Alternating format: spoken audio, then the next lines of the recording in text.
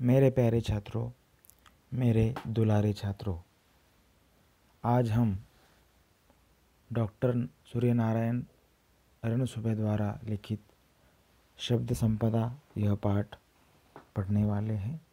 शब्द संपदा इस पाठ का हम अध्ययन करने वाले हैं। यहाँ पर लिखा हुआ है, पढ़ो, समझो और लिखो। पढ़ना है, समझना है, समझकर लिखना भी है। तो बच्चों, शब्द संपदा का अर्थ सबसे पहले हमें जानना ज़रूरी है। शब्द का अर्थ क्या होता है? अर्थपूर्ण अक्षरों के समूह को, अर्थपूर्ण वर्णाक्षरों के समूह को हम शब्द कहते हैं। और संपदा, संपदा का अर्थ होता है संपत्ति। यह शब्द संपदा का अर्थ हमने अभी जाना है। अब हम आगे बढ़ने वाले हैं। डॉक्टर रणसुभे जी का जन्म 7 अगस्त 1942 को कर्नाटक राज्य के गुलबर्गा इस शहर में हुआ। उनकी रचनाएं लगभग 65 पुस्तकें उन्होंने लिखी हैं। अनुवाद का समाजशास्त्र तथा हिंदी कथा साहित्य और देश विभाजन उल्लेखनीय है। उनका परिचय: डॉक्टर नारायण रणसुभे जी प्राध्यापक, उत्कृष्ट लेखक, अनुवादक, समीक्षक के रूप में जाने जाते हैं। एक अच्छे प्राध्यापक, उत्कृष्ट लेखक, अनुवादक, समीक्षक के रूप में डॉक्टर रणसुभे जी जाने जाते हैं। प्रस्तुत निबंध के माध्यम से लेखक ने शब्दों की शक्ति को दिखाते हुए इनकी संपन्नता को बढ़ाने के लिए जागरूक किया है। तो बच्चों, शब्द क्या होते हैं? शब्द हमारे विचारों को व्यक्त करने का सबसे महत्वपूर्ण माध्यम होता है। शब्द हमारे भावों को व्यक्त करने का सबसे महत्वपूर्ण माध्यम होता है। शब्द से हम किसी से जुड़ते हैं और शब्दों से ही किसी से हम टूटते हैं। शब्द बहुत ही शक्तिमान होते हैं, इसलिए किसी भी शब्द का प्रयोग करते समय सोच विचार करके हमें शब्दों का प्रयोग करना चाहिए। अब यहाँ पर दिया हुआ है स्वयं अध्ययन में, वाणी कैसी होनी चाहिए बताओ। वाणी सरल होनी चाहिए, स्पष्ट होनी चाहिए, शुद्ध होनी चाहिए, सात्विक शब्दों से संपन्न होनी चाहिए और वाणी सामने वाला भलीभांति हमारी बात को समझ सके, ऐसी आकलनीय वाणी होनी चाहिए। आदिम अवस्था से आधुनिक मनुष्य तक की विकास यात्रा का रहस्य किसमें है? क्या इसका तुम्हें पता है?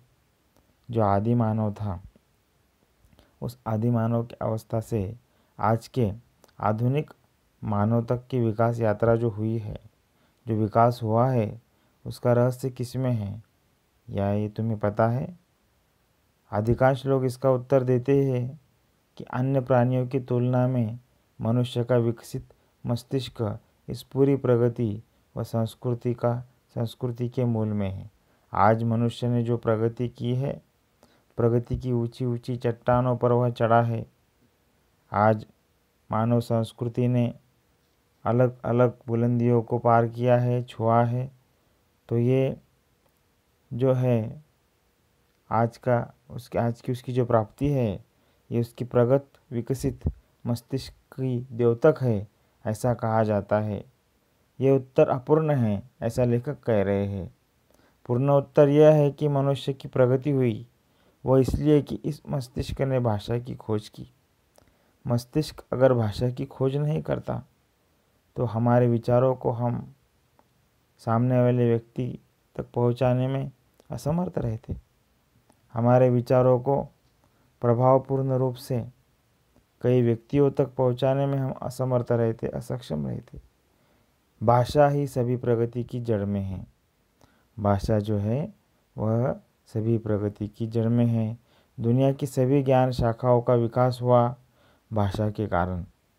भाषा की वजह से ही कई शास्त्रों का, ज्ञान शाखाओं का जो विकास हुआ, उसके पीछे भाषा यह मूल रूप से बुनियादी रूप से कारण है।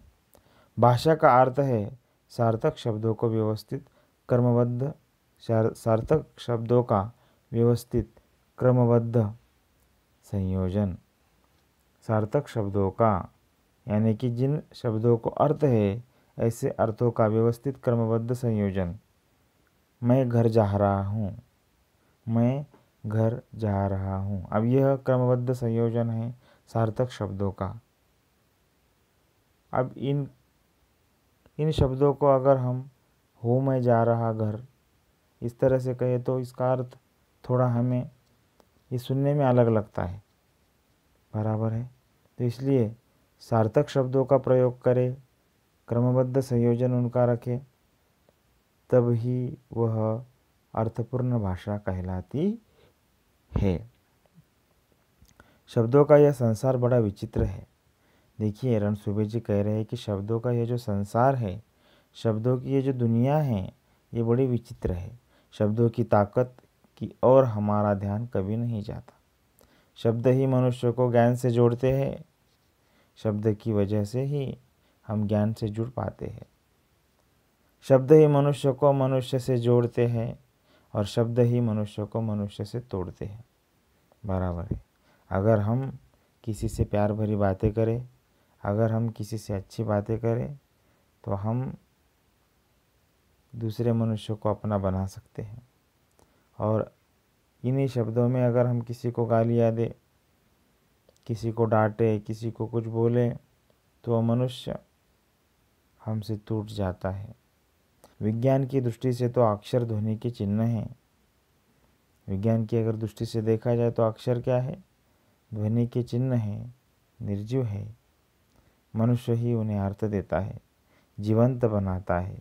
जब शब्द जीवंत हो जाते हैं तो फिर उनमें मनुष्य के विविध स्वभाव गुण आने लगते हैं। देखिए विज्ञान की दृष्टि से अगर देखा जाए तो शब्द क्या है? तो ध्वनि के रूप है, ध्वनि के चिन्ह है। मनुष्य ही इन ध्वनि के चिन्हों को अर्थ देता है, उन्हें जीवित करता है। जब शब्द जीवित हो जाते हैं तो फिर उनमें मनुष्य के विविध स्वभाव गुण आने लगते हैं। मनुष्य स्वभाव के जितने विभिन्न नमूने हैं उतने ही शब्दों के स्वभाव के नमूने हैं। देखिए मनुष्य के जैसे अलग अलग स्वभाव होते हैं, ऐसे अलग अलग स्वभाव के नमूने होते हैं, वैसे ही उतने ही शब्दों के स्वभाव के नमूने होते हैं। जैसे कुछ लोग औरों को हंसाने का काम करते हैं, वैसे ही कुछ शब्द भी लोगों को हंसाते हैं। देखिए कुछ लोग क्या करते हैं? लोगों को हंसाने का काम करते हैं, वैसे ही कुछ शब्द ऐसे होते हैं कि जो मनुष्य को हंसाते हैं, कुछ शब्द लोगों को हंसाते हैं। जैसे कुछ मनुष्य औरों को हमेशा तकलीफ देते हैं, वैसे कुछ शब्दों के उच्चारण मात्र से सामने वाला व्यक्ति व्यथित हो जाता है। देखिए मैंने अभी कहा कि जिस तरह से मनुष्य शब्दों के द्वारा सुख पाता है, उस तरह से अगर बुरे शब्द बोले जाए तो उन शब्दों की वजह से मनुष्य के मन को पीड़ा होती है, वह दुखी हो जाता है। कई बार तो ऐसे शब्दों को सुनकर वह रोने भी लगता है, कई बार तो रोना आ जाता है व्यक्ति को। कुछ लोग बड़े प्रिय होते हैं, वैसे ही कुछ शब्द भी बहुत प्रिय होते हैं। देखिए कुछ लोग बड़े प्रिय होते हैं, वैसे ही कुछ शब्द जो है वो भी बहुत प्रिय होते हैं, बहुत अच्छे शब्द होते हैं। हमारे मन में सकारात्मक ऊर्जा को भर देने का महत्वपूर्ण काम वो शब्द करते हैं। हमारे मन को सुख आनंद खुशी देने का काम वे शब्द करते हैं। ऐसे महत्वपूर्ण कुछ शब्द होते हैं, उन्हें बार बार सुनने की गुनगुनाने की इच्छा होती है।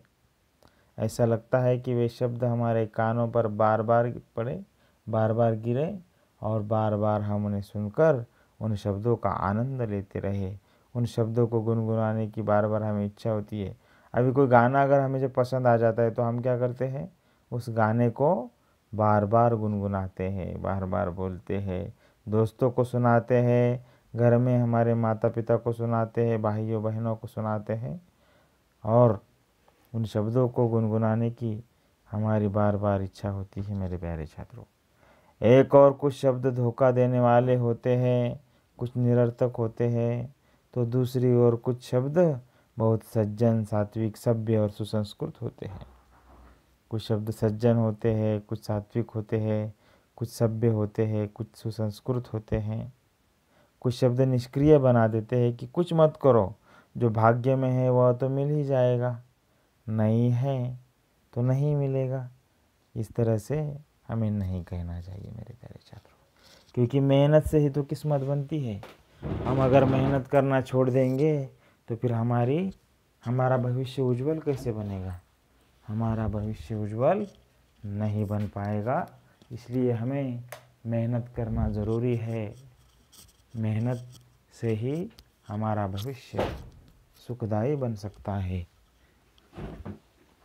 न्यूटन ने कहा है कि किसी भी काम की सफलता के लिए 90% परिश्रम, 5% बुद्धि और 5% संयोग की ज़रूरत होती है। परंतु याद रखें, किसी भी काम को पूर्णत्व देने के लिए 90% कठोर परिश्रम की ज़रूरत होती है। ऐसे शब्द जो हमें निष्क्रिय करते रहते हैं, उन्हें हमें अपने जीवन व्यवहार से निकाल बाहर करना चाहिए। देखिए, ऐसे शब्द कि जो हमें निष्क्रिय बना दे, ऐसे शब्द जो हमें हमारे कर्म से दूर कर दे, ऐसे शब्द जो हमें हमारे कृति से परावृत्त कर दे, ऐसे शब्दों को हमें मन में बिल्कुल भी नहीं रखना चाहिए मेरे प्यारे छात्रों। कुछ भाषाओं के शब्द किसी भी अन्य भाषा से मित्रता कर लेते हैं और उन्हीं में से एक बन जाते हैं। देखिए, एक भाषा के कुछ शब्द दूसरे भाषा के शब्दों से मित्रत्व कर लेते हैं, दोस्ती कर लेते हैं। जैसे आपके मित्रों में से कुछ ऐसे हैं जो सबसे घुल मिल सकते हैं, कुछ ऐसे होते हैं कि वे औरों से मित्रता नहीं कर पाते। शब्दों का भी ऐसा ही स्वभाव होता है बच्चों। विशेषकर अंग्रेजी भाषा के कई शब्द जिस किसी प्रदेश में गए, वहाँ की भाषाओं में घुल मिल गए। जैसे बस, रेल, कार, रेडियो, स्टेशन आदि। देखो, ऐसे कई शब्द हमें पता है कि जो अंग्रेजी भाषा के हैं और दूसरे भाषा में वह पूरी तरह से घुल मिल गए हैं। जैसे कि बस है, रेल है, कार है, रेडियो है, स्टेशन है, ऐसे कई शब्द हैं। कहा जाता है कि तमिल भाषा के शब्द केवल अपने परिवार, द्रविड़ परिवार तक ही सीमित रहते हैं। वे किसी से घुलना मिलना नहीं चाहते। अलबत्ता हिंदी के शब्द मिलनसार है, परंतु सब नहीं। कुछ शब्द तो अंत तक अपना स्वतंत्र अस्तित्व बनाए रखते हैं, अपने मूल रूप में ही वे अन्य स्थानों पर जाते हैं। कुछ शब्द मूल रूप में अन्य स्थानों पर जाते हैं, अपना स्वतंत्र अस्तित्व बनाए रखते हैं। कुछ शब्द अन्य भाषा के साथ इस प्रकार जुड़ जाते हैं कि उनका स्वतंत्र रूप खत्म सा हो जाता है। कुछ शब्द क्या होता है अन्य भाषा के साथ इस प्रकार जुड़ते हैं कि उनका स्वतंत्र रूप खत्म हो जाता है। हिंदी में कुछ शब्द ऐसे भी पाए जाते हैं जो दो भिन्न भाषाओं के शब्दों के मेल से बने हैं। अब वे शब्द हिंदी के ही बने हैं, जैसे हिंदी संस्कृत से वर्षगांठ, मांग पत्र, हिंदी अरबी या फारसी से थानेदार, किताब घर, अंग्रेजी संस्कृत से रेल यात्री, अंग्रेजी संस्कृत से रेल यात्री, रेडियो तरंग,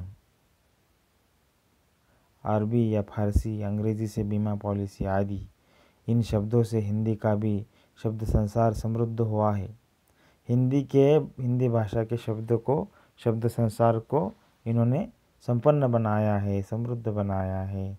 कुछ शब्द अपनी माँ के इतने लाडले होते हैं कि वे मातृभाषा को छोड़कर औरों के साथ जाते ही नहीं।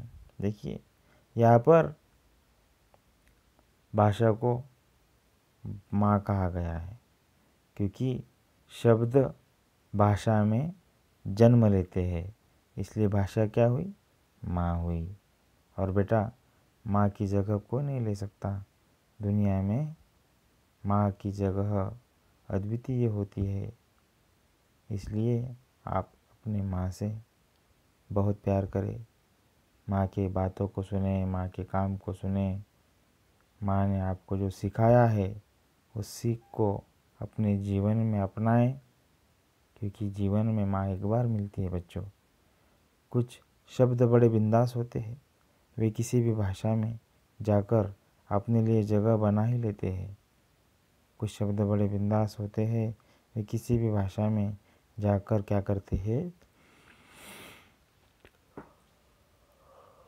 अपनी जगह बना लेते हैं। शब्दों की इस प्रकार बाहर जाने और अन्य अनेक भाषाओं के शब्दों के आने से हमारी भाषा समृद्ध होती है। विशेषतः वे शब्द जिनके लिए हमारे पास प्रतिशब्द नहीं होते। ऐसे हजारों शब्द जो अंग्रेजी, पुर्तगाली, अरबी, फारसी से आए हैं, उन्हें आने दीजिए।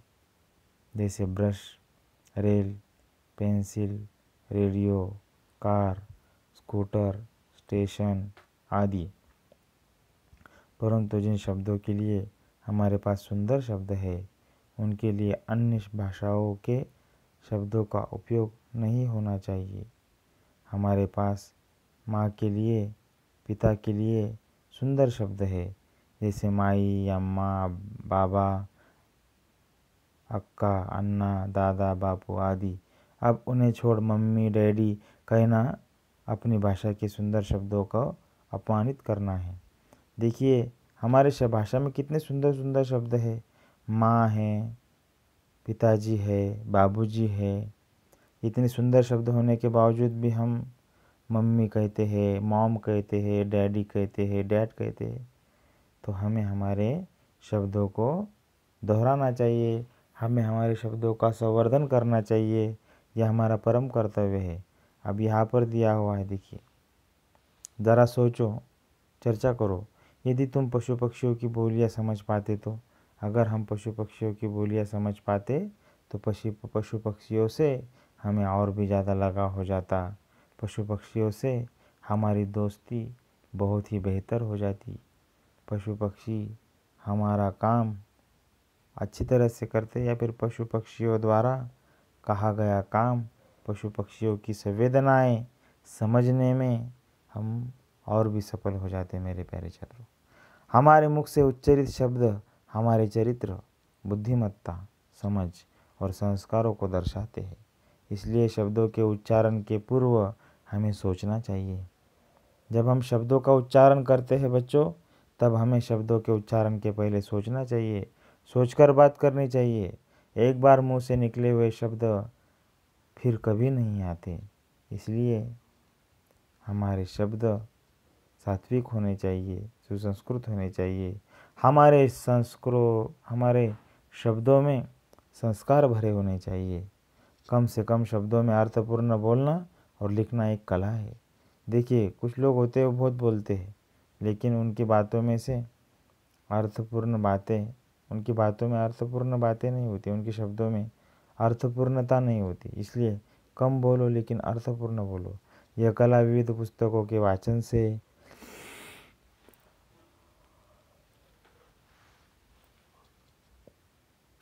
परिश्रम से साध्य हो सकती है। मात्र एक गलत शब्द के उच्चारण से वर्षों की दोस्ती में दरार पड़ सकती है। अब किस समय, किसके सामने, किस प्रकार के शब्दों का प्रयोग करना चाहिए, इसे अनुभव, मार्गदर्शन, वाचन और संस्कारों द्वारा ही सीखा जा सकता है। सुंदर, उपयुक्त और अर्थमय शब्दों से जो वाक्य परीक्षा में लिखे जाते हैं, उस कारण ही अच्छी श्रेणी प्राप्त होती है। अनाप शनाप शब्दों का प्रयोग हमेशा हानिकारक होता है। देखिए हमें अनाप शनाप शब्दों का प्रयोग नहीं करना चाहिए। जिन शब्दों को अर्थ ही नहीं, ऐसे शब्दों का प्रयोग हमें नहीं करना चाहिए। प्रत्येक व्यक्ति के पास स्वयं की शब्द संपदा होती है। हर एक व्यक्ति के पास में खुद की शब्द संपदा होती है। इस शब्द संपदा को बढ़ाने के लिए साहित्य के वाचन की ज़रूरत होती है। यह शब्द संपदा को बढ़ाना है तो साहित्य के वाचन की ज़रूरत होती है। शब्दों के विभिन्न अर्थों को जानने के लिए शब्दकोश की भी ज़रूरत होती है। शब्दों के विभिन्न अर्थों को जानने के लिए शब्दकोश चाहिए। जिस शब्दकोश में एक शब्द के कई अर्थ दिए होते हैं, उनके समान अर्थ वाले शब्द दिए होते हैं, ऐसे शब्दकोश को भी हमें पढ़ना चाहिए बच्चों। शब्दकोश का एक पन्ना रोज़ एकाग्रता से पढ़ोगे तो शब्द संपदा की शक्ति का पता चल जाएगा बच्चों। शब्दकोश का एक पन्ना हर रोज़ पढ़ो, एकाग्रता से पढ़ो, तो शब्द संपदा की शक्ति का पता चलेगा और आपकी शब्द संपदा भी दिन ब दिन समय समय पर बढ़ती जाएगी और आप शब्द संपदा के एक अच्छे प्रभावी व्यक्तित्व समाज में कहला पाओगे। तो अब तय करो कि अपनी शब्द संपदा बढ़ानी है। इसके लिए वाचन संस्कृति को बढ़ाओ, पढ़ना शुरू करो, तुम भी शब्द संपदा के मालिक हो जाओगे। देखिए, आप भी पढ़ना शुरू करो। केवल स्कूली किताबें ना पढ़ो। स्कूली किताबें पढ़ना तो ज़रूरी है, लेकिन उपन्यास पढ़ो, कथा पढ़ो, कविताएं पढ़ो, समाचार पत्र पढ़ो, अखबार पढ़ो, मासिक पढ़ो। ऐसे अलग अलग आप किताबें पढ़ोगे तो आपकी शब्द संपदा भी बढ़ जाएगी और शब्द संपदा बढ़ने के बाद में आप भी शब्द संपदा के मालिक हो जाओगे बच्चों। आशा करता हूँ कि आपको यह पाठ समझ में आया होगा। हमने शब्द संपदा इस पाठ का अब अध्ययन किया है और डॉक्टर सूर्य नारायण रणसुभे जी द्वारा लिखित यह पाठ हमें शब्दों के बारे में जागरूक करता है, शब्द संपदा बढ़ाने का आग्रह करता है। तो इस शब्द संपदा बढ़ाने के आग्रह को ध्यान में रखते हुए इस नए वर्ष में हमें संकल्प करेंगे कि हम स्कूली किताबें तो पढ़ेंगे, लेकिन दूसरी किताबें भी पढ़कर हमारे शब्द संपदा को हम दिन ब दिन बढ़ाएंगे और एक दिन शब्द संपदा के एक अच्छे व्यक्ति हम समाज में कहला पाएंगे। तो अगर आपने मेरे चैनल को सब्सक्राइब नहीं किया है तो प्लीज़ मेरे चैनल को सब्सक्राइब कीजिए, वीडियो को लाइक कीजिए, शेयर कीजिए, कमेंट कीजिए। अगर आपके मन में किसी प्रकार के प्रश्न हैं तो वे कमेंट बॉक्स में लिखिए, मैं आपको उन प्रश्नों का उत्तर ज़रूर दूंगा। बहुत बहुत धन्यवाद।